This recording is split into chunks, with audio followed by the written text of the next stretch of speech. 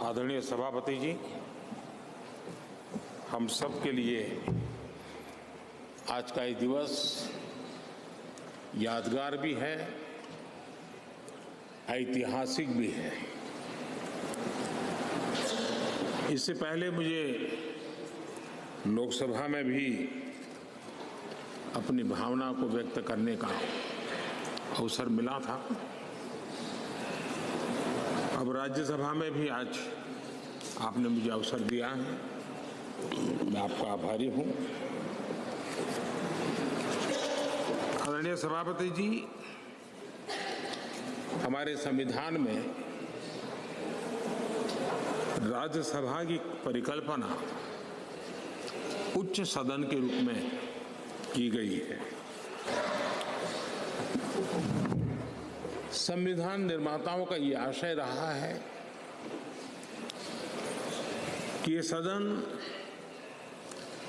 राजनीति की आपाधापी से ऊपर उठ करके गंभीर बौद्धिक विचार विमर्श का केंद्र बने और देश को दिशा देने का सामर्थ्य यहीं से निकले, ये स्वाभाविक देश की अपेक्षा भी रहे और लोकतंत्र की समृद्धि में ये योगदान ही उस समृद्धि को में अधिक मूल्य वृद्धि कर सकता है। आदरणीय सभापति जी, इस सदन में अनेक महापुरुष रहे हैं। मैं सबका उल्लेख तो न कर पाऊं, लेकिन लाल बहादुर शास्त्री जी हो, गोविंद वल्लभ पंत साहब हो, लाल कृष्ण आडवाणी जी हो, प्रणब मुखर्जी साहब हो, अरुण जेटली जी हो, ऐसे अनगिनत विद्वान श्रेष्ठीजन और सार्वजनिक जीवन में वर्षों तक तपस्या किए हुए लोग इस सदन को सुशोभित किया है, देश का मार्गदर्शन किया है।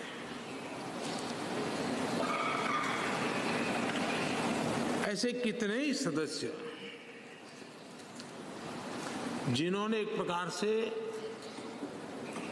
व्यक्ति स्वयं में एक संस्था के रहे, एक इंडिपेंडेंट थिंक टैंक के रूप में अपना सामर्थ्य देश को उसका लाभ देने वाले लोग भी हमें रहे हैं।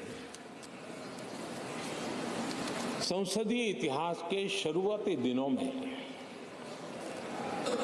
डॉक्टर सर्वपल्ली राधाकृष्णन जी ने राज्यसभा के महत्व पर कहा था कि parliament is not only A legislative but A deliberative body. Rajya Sabha से देश के जनता की अनेक ऊंची अपेक्षाएं हैं, सर्वोत्तम अपेक्षाएं हैं और इसलिए मान्य सदस्यों के बीच गंभीर विषयों की चर्चा और उसे सुनना, ये भी एक बहुत बड़ा सुखद अवसर होता है। नया संसद भवन एक सिर्फ नई बिल्डिंग नहीं है, लेकिन ये एक नई शुरुआत का प्रतीक भी है। हम व्यक्तिगत जीवन में भी देखते हैं, जब किसी भी नई चीज के साथ हमारा जुड़ाव आता है तो मन पहला करता है कि अब एक नए वातावरण का मैं ऑप्टिमम यूटिलाइजेशन करूंगा, उसका सर्वाधिक सकारात्मक वातावरण में मैं काम करूंगा, एक सहज स्वभाव होता है। और अमृत काल की शुरुआत में ही इस भवन का निर्माण होना और इस भवन में हम सबका प्रवेश होना, ये अपने आप में हमारे देश के 140 करोड़ नागरिकों की जो आशा आकांक्षा है, उसमें एक नई ऊर्जा भरने वाला बनेगा, नई आशा और नया विश्वास पैदा करने वाला। आदरणीय सभापति जी, हमें तय समय सीमा में लक्ष्यों को हासिल करना है। क्योंकि देश, जैसा मैंने पहले भी कहा था, ज्यादा प्रतीक्षा नहीं कर सकता है। एक कालखंड था जब सामान्य मन को लगता था कि ठीक है, हमारे माँ बाप भी ऐसे गुजारा किया, हम भी कर लेंगे, हमारे नसीब में ये था, हम जी लेंगे। आज समाज जीवन की और खास करके नई पीढ़ी की सोच वो नहीं है, और इसलिए हमें भी नई सोच के साथ, नई शैली के साथ सामान्य मानवीय की आशा आकांक्षाओं की पूर्ति के लिए हमारे कार्य का व्याप भी बढ़ाना पड़ेगा। हमारी सीमा, सोचने की जो सीमाएं हैं, उससे भी हमें आगे बढ़ना पड़ेगा, और हमारी क्षमता जितनी बढ़ेगी उतना ही देश की क्षमता बढ़ाने में हमारा योगदान भी बढ़ेगा। आदरणीय सभापति जी, मैं मानता हूं कि इस नए भवन में, ये उच्च सदन में, हम अपने आचरण से, अपने व्यवहार से संसदीय शुचिता के एक प्रतीक के रूप में देश की विधानसभाओं को, देश की स्थानीय स्वराज की संस्थाओं को, वहां की सारी व्यवस्थाओं को प्रेरणा दे सकते हैं। और मैं समझता हूं कि ये स्थान ऐसा है कि जिसमें ये सामर्थ्य सबसे अधिक है, और इसका लाभ देश को मिलना चाहिए, देश के जनप्रतिनिधियों को मिलना चाहिए, चाहे वो ग्राम प्रधान के रूप में चुना गया हो, चाहे वो संसद में आया हो। और ये परंपरा यहां से हम कैसे आगे बढ़ाएं। आदरणीय सभापति जी, पिछले 9 वर्ष से आप सबके साथ से, सहयोग से देश की सेवा करने का हमें मौका मिला। कई बड़े निर्णय करने के अवसर आए, और बड़े महत्वपूर्ण निर्णयों पर फैसले भी हुए, और कई तो फैसले ऐसे थे जो दशकों से लटके हुए थे, उन फैसलों को भी, और ऐसी बातें थी जिसको बहुत कठिन माना जाता था, मुश्किल माना जाता था, और राजनीतिक दृष्टि से तो उसको स्पर्श करना भी बहुत ही गलत माना जाता था। लेकिन सबके बावजूद भी हमने उस दिशा में कुछ हिम्मत दिखाई। राज्यसभा में हमारे पास उतनी संख्या नहीं थी, लेकिन हमें एक विश्वास था कि राज्यसभा दलगत सोच से ऊपर उठ करके देश हित में जरूर अपने फैसले लेगी। और मैं आज बड़े संतोष के साथ कह सकता हूं कि उदार सोच के परिणाम हमारे पास संख्या बल कम होने के बावजूद भी आप सभी माननीय सांसदों की मैच्योरिटी के कारण, समझ के कारण, राष्ट्रहित के प्रति अपनी जिम्मेवारी के कारण, आप सबके सहयोग से हम कई ऐसे कठिन निर्णय भी कर पाए, और राज्यसभा की गरिमा को ऊपर उठाने का काम सदस्य संख्या के बल पर नहीं, समझदारी के सामर्थ्य पर आगे बढ़ा। इससे बड़ा संतोष क्या हो सकता है। और इसलिए मैं सदन के सभी माननीय सांसदों का, जो आज वह हैं, जो इसके पहले थे, उन सब का धन्यवाद करता हूं। आदरणीय सभापति जी, लोकतंत्र में कौन शासन में आएगा, कौन नहीं आएगा, कौन कब आएगा, ये क्रम चलता रहता है, वो बहुत स्वाभाविक भी है, और वो लोकतंत्र की स्वाभाविक उसकी प्रकृति और प्रवृत्ति भी है। लेकिन जब भी विषय देश के लिए सामने आए, हम सब ने मिलकर के राजनीति से ऊपर उठ करके देश के हितों को सर्वोपरि रखते हुए कार्य करने का प्रयास किया है। आदरणीय सभापति जी, राज्यसभा एक प्रकार से राज्यों का भी प्रतिनिधित्व करती है। एक प्रकार से कोऑपरेटिव फेडरलिज्म, और अब हम जब कॉम्पिटिटिव कोऑपरेटिव फेडरलिज्म का बल दे रहे हैं, तब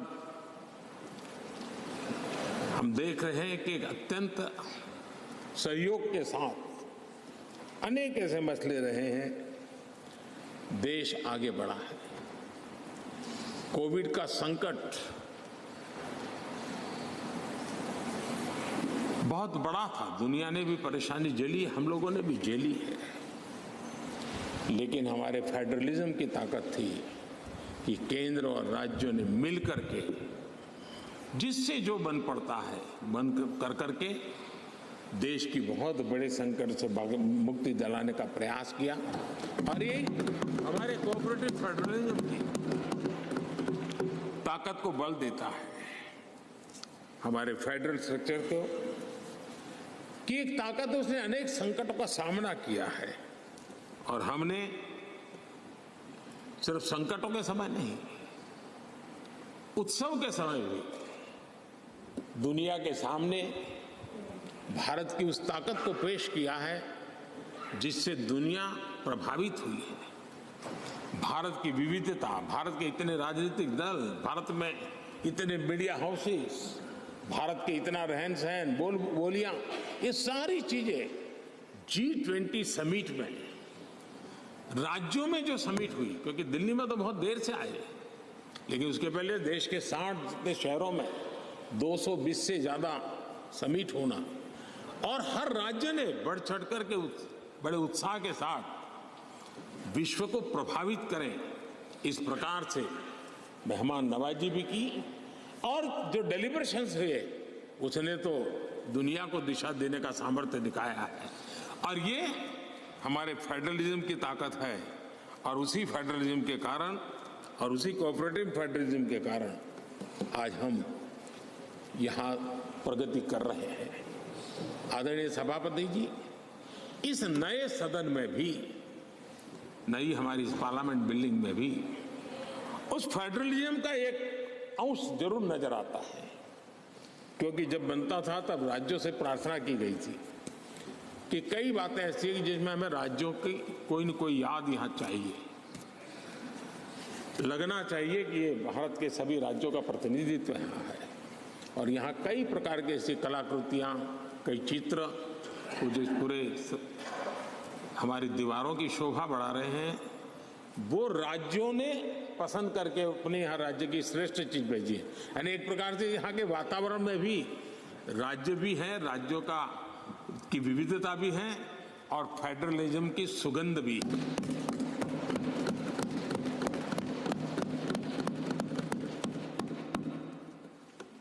आदरणीय सभापति जी, टेक्नोलॉजी ने जीवन को बहुत तेजी से प्रभावित किया है।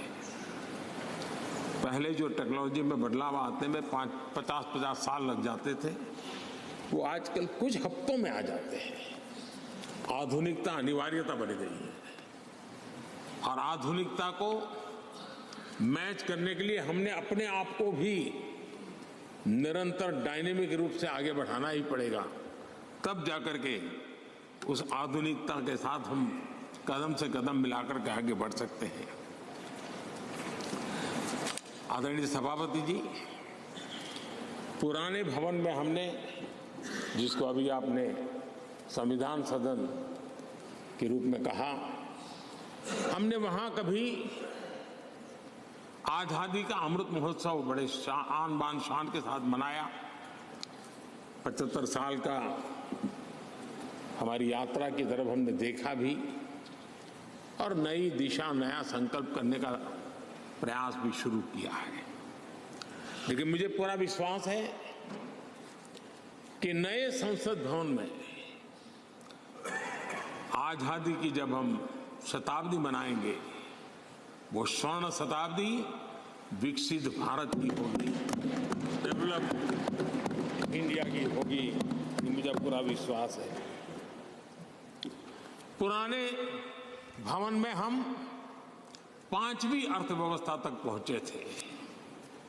मुझे विश्वास है कि नई संसद भवन में हम दुनिया की टॉप 3 इकोनॉमी में स्थान प्राप्त करेंगे। पुराने संसद भवन में गरीब कल्याण के अनेक इनिशिएटिव हुए, अनेक काम हुए। नए संसद भवन में हम अब 100% सैचुरेशन जिसका हक है उसको पूरा मिलेगा। आदरणीय सभापति जी,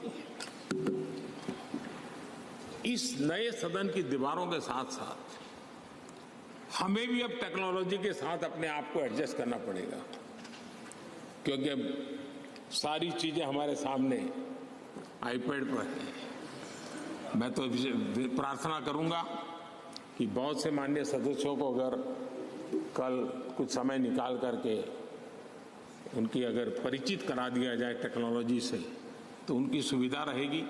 वहाँ बैठेंगे, अपनी स्क्रीन भी देखेंगे, ये स्क्रीन भी देखेंगे, और टेक्नोलॉजी वाले अगर, तो हो सकता है कि उनको कठिनाई ना आए। तो आज मैं अभी लोकसभा में था तो कई साथियों को इन चीज़ों को ऑपरेट करने में दिक्कत हो रही थी। तो ये हम सबका दायित्व है कि हम उसमें सबकी मदद करें। तो कल कुछ समय निकाल करके अगर ये हो सकता है तो अच्छा होगा। आदरणीय सभापति जी, इस डिजिटल का युग है।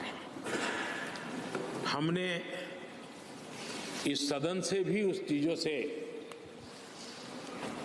आदतन हमारा हिस्सा बनाना ही होगा। शुरू में थोड़ा दिन लगता है, लेकिन अब तो बहुत सी चीजें यूजर फ्रेंडली होती हैं, बड़े आराम से इन चीजों का अडॉप्ट किया जा सकता है। हम इसको करें। मेक इन इंडिया एक प्रकार से ग्लोबली गेम चेंजर के रूप में हमने इसका भरपूर फायदा उठाना है। और मैंने कहा, वैसे नई सोच, नया उत्साह, नया उमंग, नई ऊर्जा के साथ हम आगे बढ़कर के कर सकते हैं। आदरणीय सभापति जी, आज नया संसद भवन देश के लिए एक महत्वपूर्ण ऐतिहासिक फैसले का साक्षी बन रहा है। अभी पार्लियामेंट लोकसभा में एक बिल प्रस्तुत किया गया है, वहां पर चर्चा होने के बाद यहाँ भी आएगा। नारी शक्ति के सशक्तिकरण की दिशा में जो पिछले अनेक वर्षों से महत्वपूर्ण कदम उठाए गए हैं, उसमें एक अत्यंत महत्वपूर्ण कदम आज हम सब मिलकर के उठाने जा रहे हैं। सरकार का प्रयास रहा ईज ऑफ लिविंग का, क्वालिटी ऑफ लाइफ का। और जब ease of living, quality of life की बात करते हैं तो उसकी पहली हकदार हमारी बहनें होती है, हमारी नारी होती है, क्योंकि उसी को सब चीजें झेलनी पड़ती है। और इसलिए हमारी प्रयास रहा है और राष्ट्र निर्माण की उनकी भूमिका बढ़े, ये भी हमारी उतनी ही जिम्मेवारी है। अनेक नए नए सेक्टर्स हैं जिसमें महिलाओं की शक्ति, महिलाओं की भागीदारी निरंतर सुनिश्चित की जा रही है। माइनिंग में बहनें काम कर सके, निर्णय हमारे ही सांसदों की मदद से हुआ। हमने सैनिक स्कूलों को बेटियों के लिए दरवाजे खोल दिए, क्योंकि बेटियों में जो सामर्थ्य है, उस सामर्थ्य को अब अवसर मिलना चाहिए। उनके मन में इफ्स एंड बट्स का युग खत्म हो चुका है। हम जितना सामर्थ्य, हम जितनी सुविधा देंगी, उतनी सामर्थ्य हमारी मातृशक्ति, हमारी बेटियां, हमारी बहनें दिखाएंगी। बेटी बचाओ बेटी पढ़ाओ का अभियान वो कोई सरकारी कार्यक्रम नहीं है, समाज ने इसे अपना बनाया है। और बेटियों का मान सम्मान की दिशा में समाज में एक भाव पैदा हुआ है। मुद्रा योजना हो, जनधन योजना हो, महिलाओं ने बढ़ चढ़ करके इसका लाभ उठाया है। फाइनेंशियल इंक्लूजन के अंदर आज भारत में महिलाओं का सक्रिय योगदान नजर आ रहा है।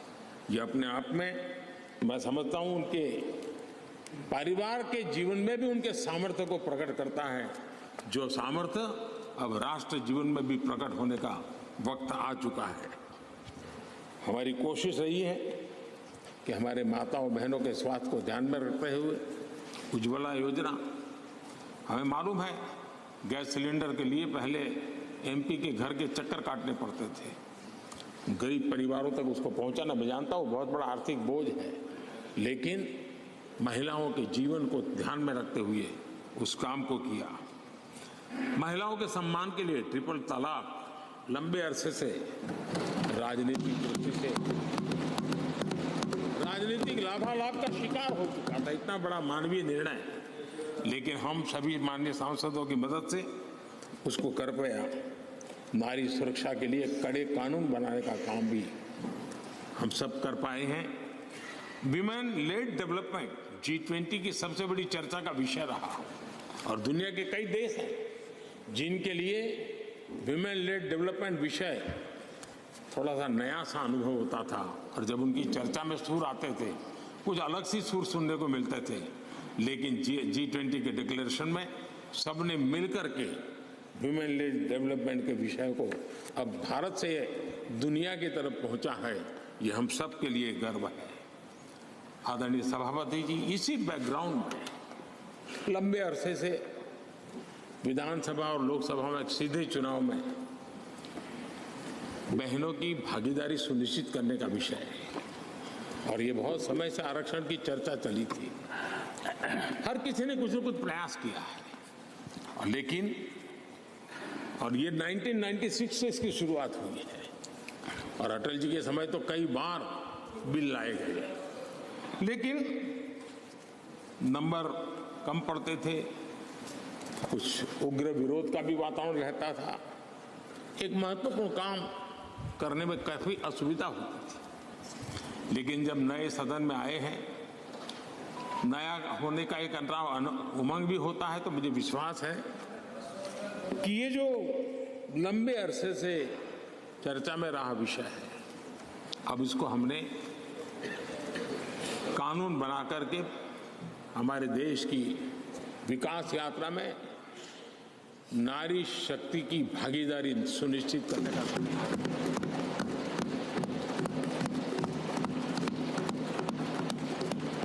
और इसलिए नारी शक्ति बंधन अधिनियम, नारी शक्ति बंधन अधिनियम संविधान संशोधन के रूप में लाने का सरकार का विचार है, जिसको आज लोकसभा में रखा गया है। कल लोकसभा में इसकी चर्चा होगी और इसके बाद राज्यसभा में भी आएगा। मैं आज आप सबसे प्रार्थना करता हूं कि एक ऐसा विषय है जिसको अगर हम सर्वसम्मति से आगे बढ़ाएंगे तो सच अर्थ में वो शक्ति अनेक गुना बढ़ जाएगी। और जब भी बिल हम सबके सामने आए, तब मैं राज्यसभा के सभी मेरे माननीय सांसद साथियों से आज आग्रह करने आया हूं कि हम सर्वसम्मति से जब भी उसकी निर्णय करने का अवसर आए, आने वाले 1-2 दिन में आप सबके सहयोग की अपेक्षा साथ मैं मेरी वाणी को विराम देता हूं। बहुत बहुत धन्यवाद।